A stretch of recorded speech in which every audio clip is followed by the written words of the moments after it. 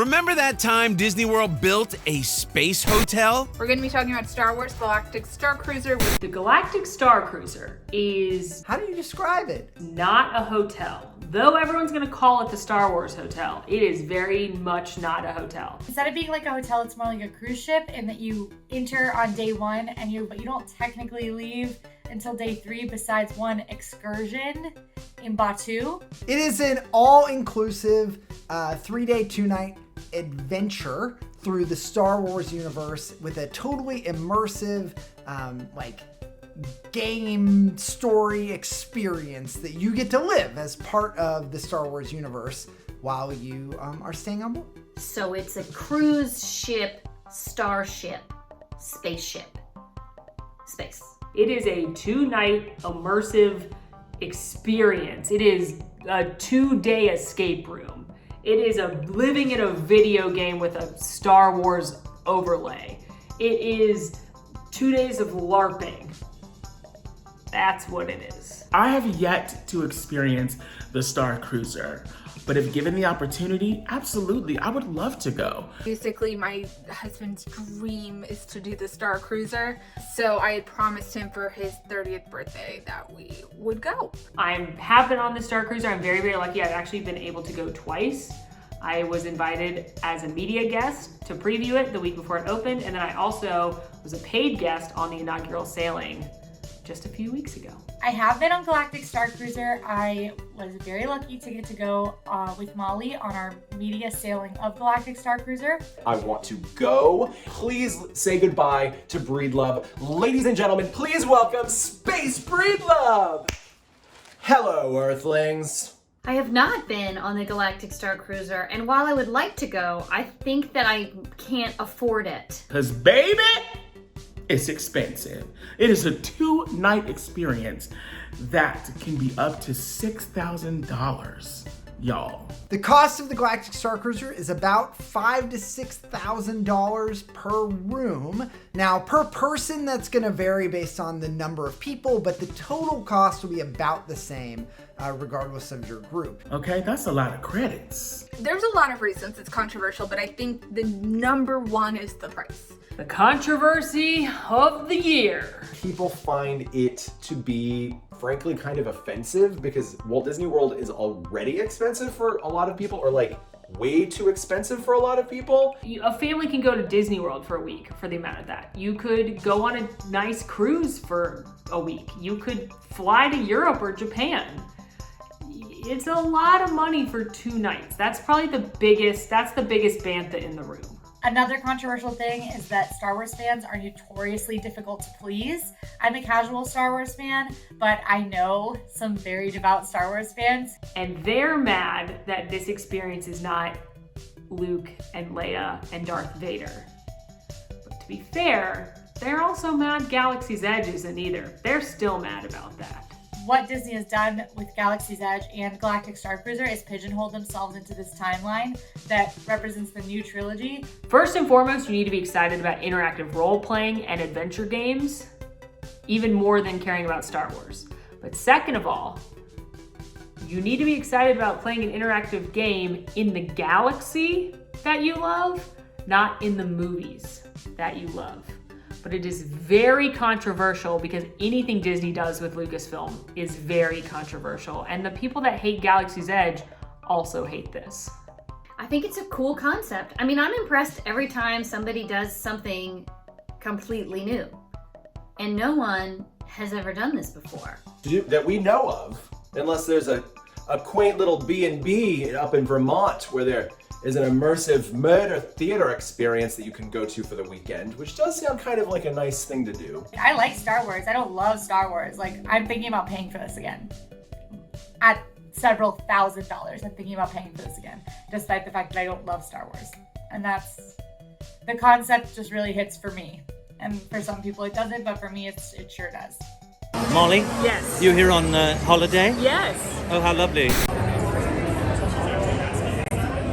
So the Starcruiser's name is the Halcyon. That's the name of the actual ship that you're sailing on. And it's very interesting because the Halcyon has been around for decades. Originally, it was this luxury cruise ship, and then it wasn't a luxury cruise ship for a while, and it was a casino era situation, and then it was seized by the Empire and was used as like a lieutenant's getaway or something like that. There's rumors that even Luke and Leia had their honeymoon. No, Leia and Han Solo had their honeymoon on the Halcyon.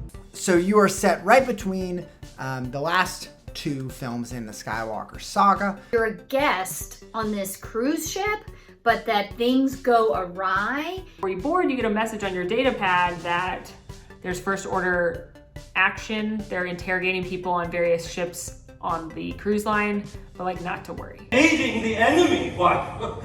That would be treason. The rooms on Starcruiser are small. They're like cruise ship style. They feel very space roomy. They're staterooms, and the staterooms are small, okay? If you had more than 2 people in there, which you're gonna want to do because it's so darn expensive, you're gonna be snug. There are a variety of different cabins that you can stay in, including one that has like a queen-size bed and bunk beds. You know what kids love? Bunk beds. Kids love bunk beds every single time. It's a novelty, it's amazing, it's a stack. I don't know, it's like pancakes. Maybe that's why kids like bunk beds. You get to climb on it. A lot has been said about the bunk beds. They do not look the comfiest, but I've heard they're okay. Comfortable as far as like I could fit my body in there comfortably. They're not comfortable in that it was kind of like sleeping on someone's futon in their dorm room. The bed's much better. As part of being in space and a visitor on the Halcyon, you have access to some normal space Halcyon entertainment. That means that, of course, in space we can access Disney Plus, which means I have great news for you all. The Wind in the Willows, and therefore J. Thaddeus Toad, are canonically present in the Star Wars universe. It's interesting about this robot butler. Dot! We named her Dot is not as cool as I wanted her to be because she doesn't actually like answer your questions or anything. She's just part of the story. Okay, she's not Dot. The robot butler's name is D309, but Molly and I could not stop calling her Dot because of the movie Spaceballs. She, like your ex, will just show up for drama. So she's cool. She's really good at AI. Like you can ask her a lot of, she'll ask you questions and how you react. She understands pretty well, but she's only available as a story element. But I wonder if I would feel kind of claustrophobic. I was very curious about that because for me, I know that there is a climate simulator where there is kind of like this beautiful outdoor space if you're ever feeling like, okay, I've been inside all day. I've been inside all day today. Hello.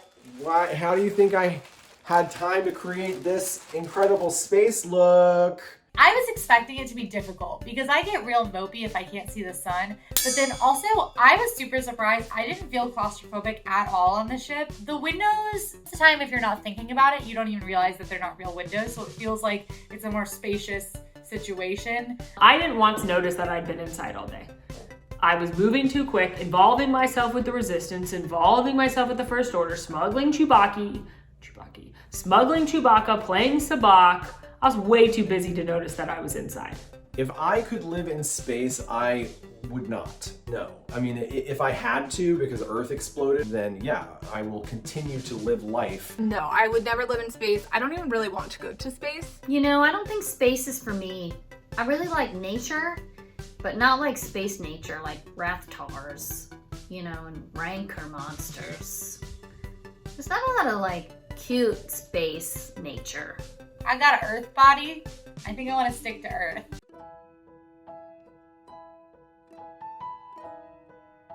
Bright suns indeed. Correct. Situation. They have blasters. You have nothing. They don't have great names, though. Why is everyone just come closer? Why is everyone here following luggage? What is important? Spoiler alert, we will be talking a little bit about the secret plots that happen aboard the Galactic Starcruiser, so look away if you don't want those. You got on the Galactic Starcruiser thinking you were just going on a leisurely vacay in space, like space people do, but then there was like conflict. Good guys versus bad guys. That's for all the non-Star Wars people. For the Star Wars people, First Order versus Rebellion, Basically, some kind of shady stuff. Wait, resistance. Yeah. There's a lot more nuance. There's a lot more detail about what you're smuggling on and what the First Order wants and what they're trying to do specifically to the ship. We're not getting into that. It's too confusing. The way you get involved in the story. You are surrounded by crew members and passengers on the Halcyon, and you can engage them in conversation. Do you want to talk to the lieutenant of the First Order? Like real. Like I had tapped in with my special magic band on these consoles that are on the wall, and then I got a message from someone being like, you don't have access, but I see you're trying to sneak in. I talked to that person for a while. He gave me a code to hack. It then let me open a door on the ship that no one else could have previously opened, and I got into the engineering room. You speak to different characters throughout the ship. You get to meet some surprising characters. The guy I was talking to in my phone, I saw him as a real life person. Because unlike when you play the data pad in Galaxy's Edge and you talk to Finn, and then when you see Finn, it's an animatronic on the ride. No. This was a real person, and he had sent me a message. And it said, come up to me and say this catchphrase, and then I'll know it's you. So I told him that catchphrase, and then he pulled me off to the side and helped me smuggle something and hide it. He told me not to let the First Order see it. Well, of course the First Order tries to talk to me, but I was just going to talk to her, don't worry about it.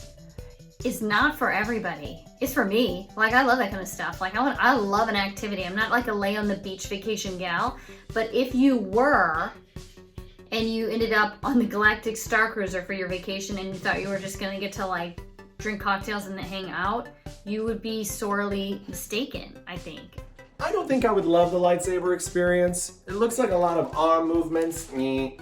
And truth be told, it was the one time the whole first sailing that I was like, this is cheesy. I think it's crazy cool to get to wield a lightsaber, but it did feel a little bit like gym class. And it looks like the person who's training you is very into it in a way that makes you feel maybe like you're in a cult. Just close your eyes and envision all your life's obstacles and you deserve it. And you're like, I think the new real lightsaber, it's very cool. Right, you don't use that one.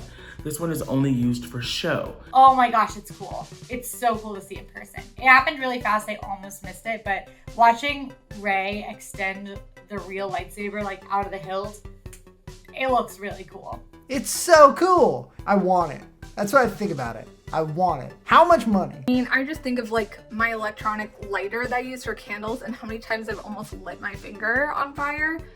I don't think I can be trusted with such a large blade that could just easily chop off my limbs.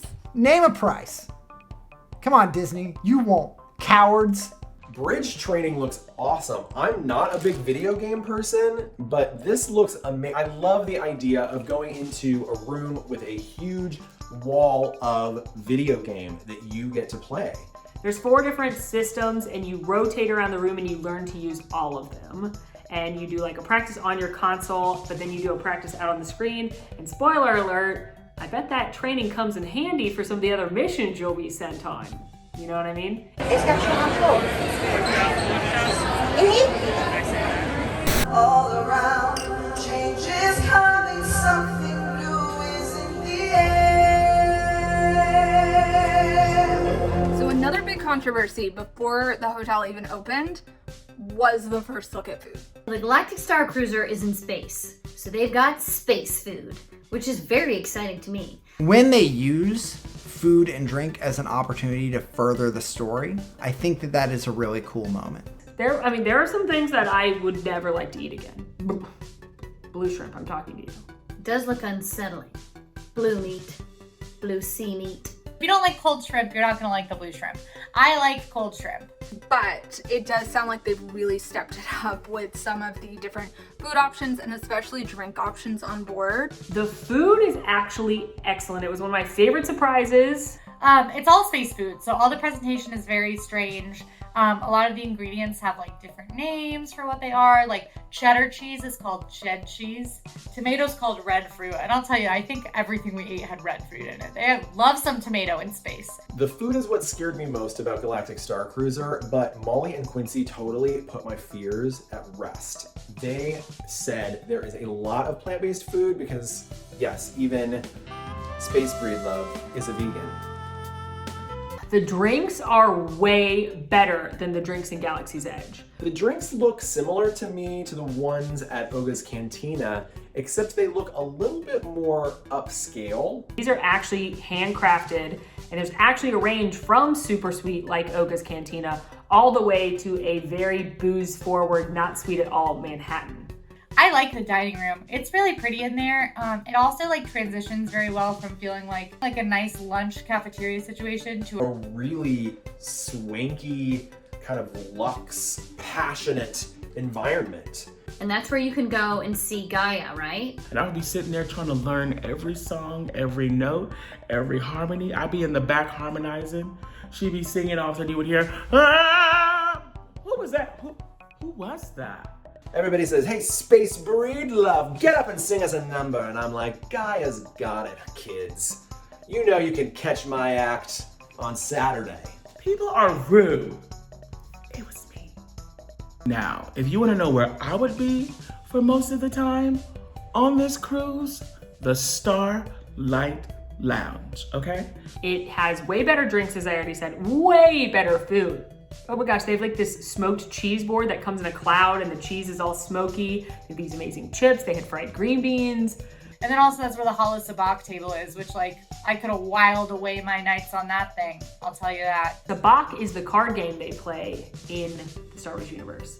Prior to sailing, I would have said I'm not good at it. But then, your girl made it to the Sabacc Championship Finals. So, guess I am good at it. Overall, I really enjoyed my experience on Galactic Starcruiser. I certainly acknowledge that it is not for everyone.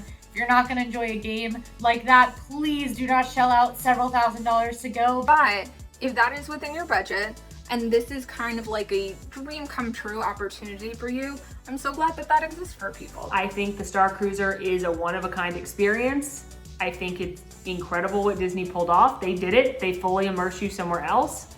I think it is not what people expected.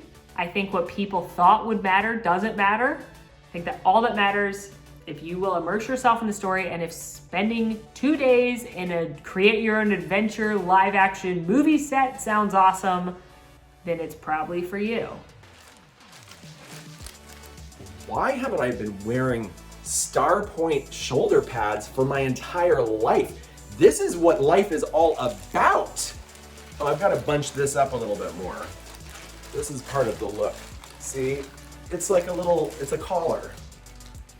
Work. In space, we work. Space Breedlove. I wish I painted my nails black. These dingbats sure had a lot to say about the Star Wars hotel. Now go watch our episode about more new Disney hotels.